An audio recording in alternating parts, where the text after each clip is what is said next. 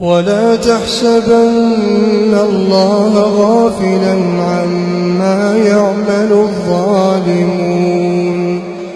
إنما يؤخرهم ليوم تشخص فيه الأبصار مهطعين مقنعي رؤوسهم لا يرتد إليهم طرفهم وأفئدتهم هواء وأنذر الناس يوم يأتيهم العذاب فيقول الذين ظلموا ربنا أخرنا إلى أجل قريب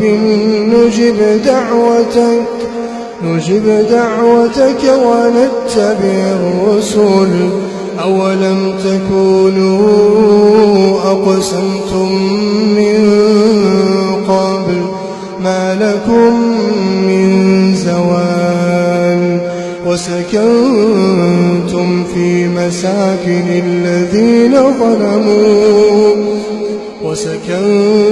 في مساكن الذين ظلموا أنفسهم وتبين لكم كيف فعلنا بهم وضربنا لكم الأمثال وقد مكروا مكرهم وعند الله مكرهم وإن كان مكرهم لتزول منه الجبال فلا تحسبن الله مخلف وعده رسله إن الله عزيز ذو انتقام يوم تبدل الأرض غير الأرض والسماوات وبرزوا لله الواحد القهار يوم تبدل الأرض غير الأرض والسماوات وبرزوا لله الواحد القهار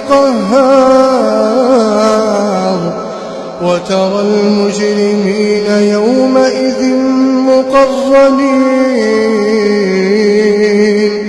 مقرنين في الأصفاد سرابيلهم من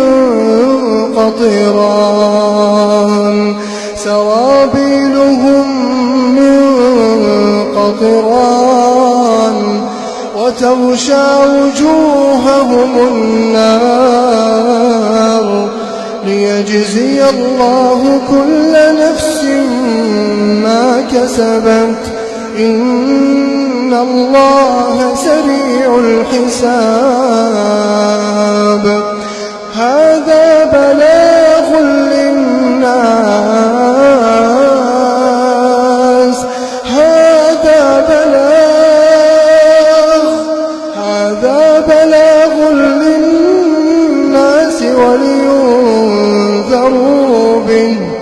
ولينذروا به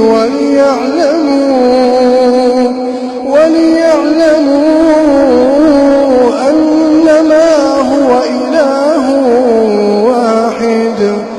وليذكر أولو الألباب.